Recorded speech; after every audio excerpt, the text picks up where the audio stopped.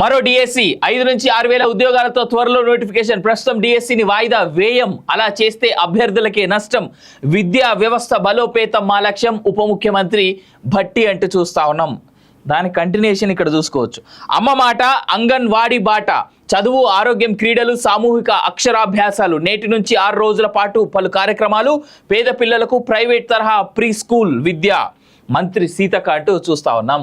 ప్రస్తుత పరిస్థితుల్లో డిఎస్సి పరీక్షలను వాయిదా వేయడం కుదరదని ఉప ముఖ్యమంత్రి భట్టి విక్రమార్క స్పష్టం చేశారు.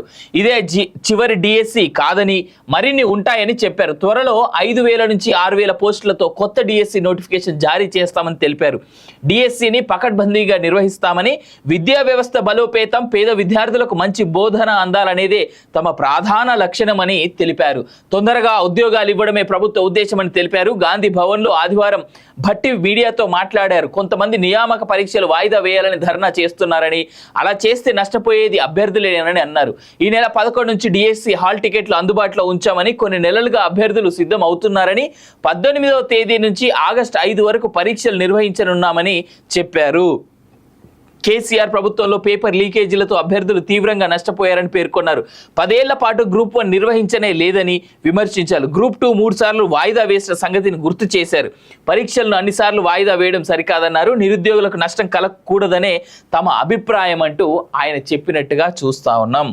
ఒకటి చెప్తా ఉన్న చూస్తున్నటువంటి వీక్షకులకి 22,000 నుంచి 30,000 పోస్టుల వరకు 30,000 పోస్టుల వరకు డిఎస్సికి సంబంధించి పోస్టులు పెండింగ్లో ఉన్నాయి. అంటే భర్తీ చేయాల్సినటువంటి పోస్టులు.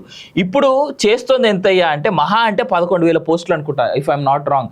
ఈ 11,000 పోస్టులు అయిపోతే ఇంకా మిగిలింది ఏంది? సరే, ఒక 22,000 పోస్టులు అనుకున్నా ఇంకొక 11,000 పోస్టులు ఉంటాయి.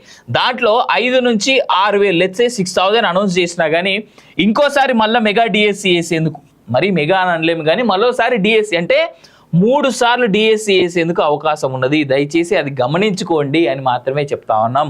ఇక్కడ విద్యార్థులు కానీ డిఎస్సిని పోస్ట్ పోన్ చేయమని అంటున్న వాళ్ళని కానీ ఒక మాట అనేటువంటిది మా ఉద్దేశం కాదు. కాకపోతే ఉన్నటువంటి అవకాశాన్ని ప్రాపర్గా యూటిలైజ్ చేసుకుంటే, ప్రాపర్గా ప్రిపేర్ అయ్యి మీరు ఎగ్జామ్ రాస్తే ఎక్కడో చోట ఉద్యోగం వచ్చేందుకైతే అవకాశం ఉంటుంది కదా. ఆ విషయాన్ని, ఆ విధానాన్ని యూటిలైజ్ చేసుకోండి అని చెప్పడం తప్ప ఇక్కడ ఇంకో విషయం అయితే కాదు.